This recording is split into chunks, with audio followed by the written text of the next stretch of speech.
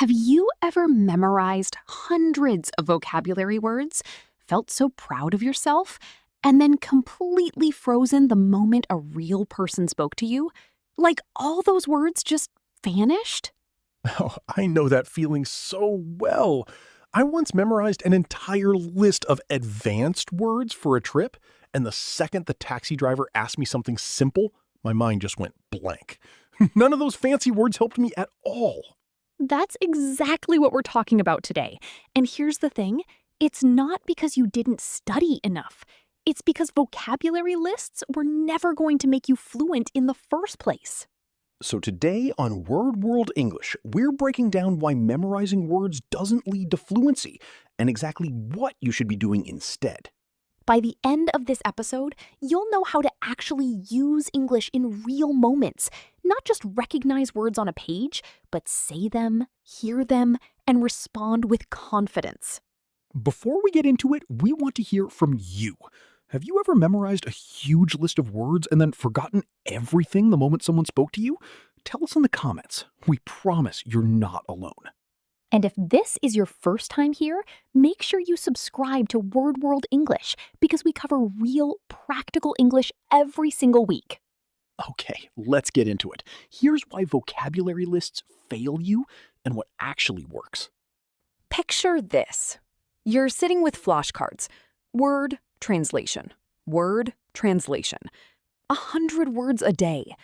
It feels productive. It feels like progress. And it is progress, just not the kind you think.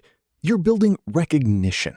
You can see a word and know what it means, but recognition is not the same as production. That's the whole problem in one sentence. Recognizing a word when you read it is completely different from pulling that same word out of your brain in half a second in the middle of a real conversation, while someone is looking at you waiting for an answer. Right. Your brain stores memorized vocabulary differently from language you've actually used. Vocabulary lists live in a kind of passive storage. Real conversation needs active access. Fast, automatic, no time to think. Here are the phrases that actually build that active access, the ones we lean on constantly in real conversations. To be honest, I guess what I mean is, let me put it this way.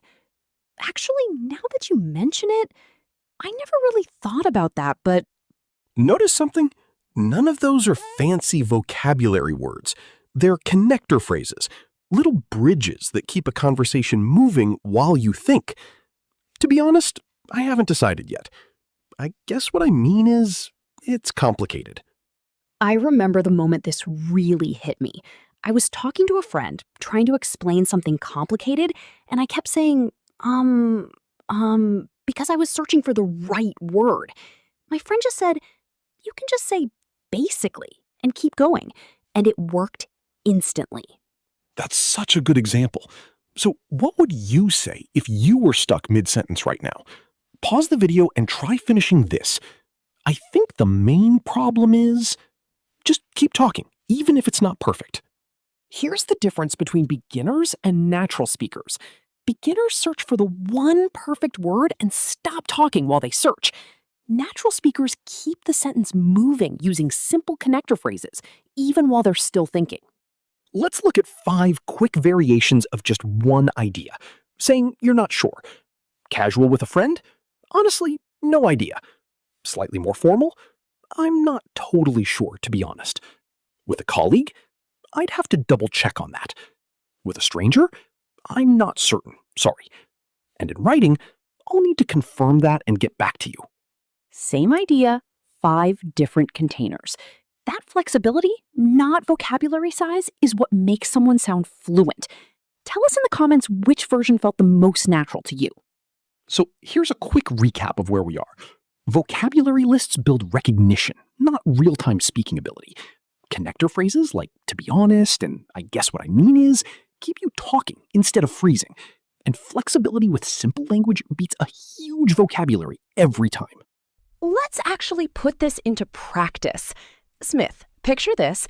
You just got back from a trip and I'm asking you about it. Sure, go for it. So, how was the trip? Did everything go okay? Honestly, it was great. Well, mostly. There was this one moment at the airport that was a bit stressful. Oh no, what happened? I guess what I mean is my flight got delayed and I had no idea what to do. But to be honest, the staff were really helpful once I asked. That's actually so relatable. See how that worked? Smith never used one complicated word, but it sounded completely natural and fluent. Exactly. Let's break down why. First, honestly, at the start, that's a natural opener, not a textbook one. Second, I guess what I mean is that bought time without an awkward silence. Third, to be honest. Again, repetition that real speakers actually use without noticing. Now, let's hear the awkward version. Listen to this. The trip was good. However, at the airport, there was a delay of the flight, and this caused me to experience stress. Technically correct, but it sounds like a textbook reading aloud.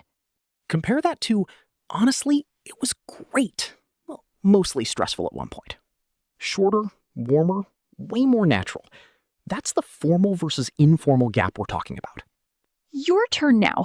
Try saying this conversation out loud, replacing the trip with something from your own life. A weekend, a meeting, anything. First tip, use a casual opener like honestly or well. Second, use a connector phrase to buy time instead of going silent. Third, keep sentences short instead of trying to build one long, perfect sentence. Write your own version of this little dialogue in the comments. We genuinely love to read them. So to recap this section, start casual, use connector phrases to keep moving, and keep your sentences short and natural rather than long and correct.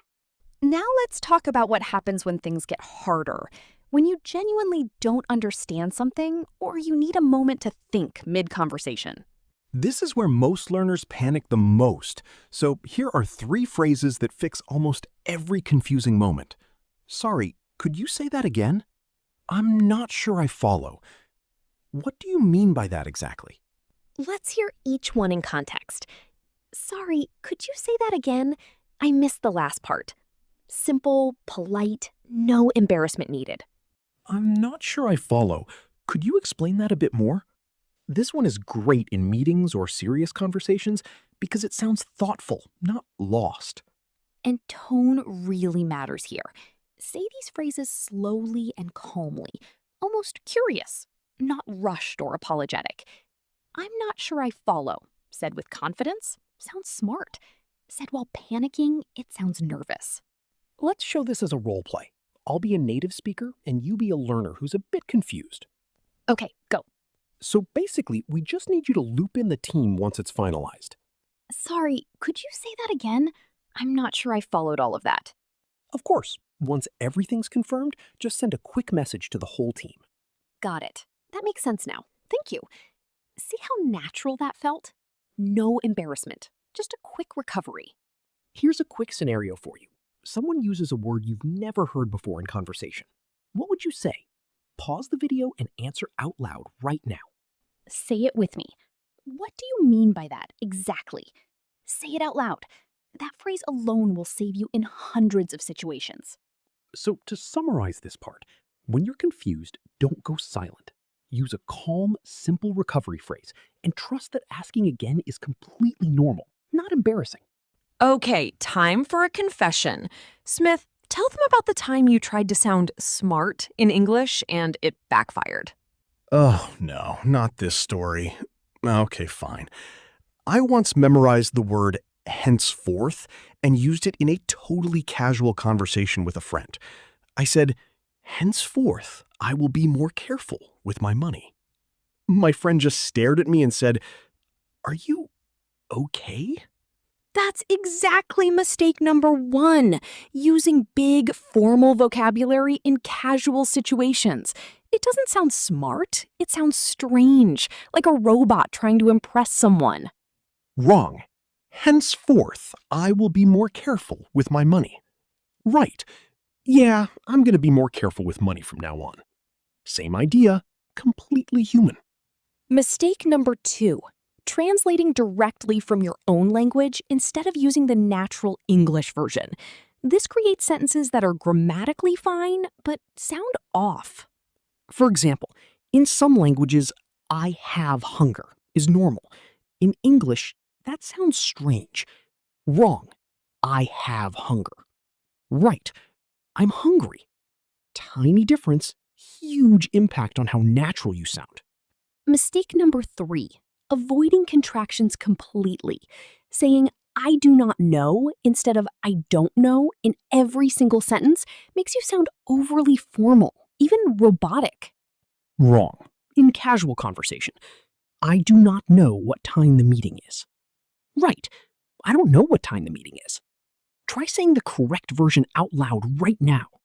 Mistake number 4, memorizing idioms and forcing them into conversations where they don't fit naturally. Like suddenly saying, it's raining cats and dogs in the middle of an unrelated topic. The natural alternative? Just describe it simply.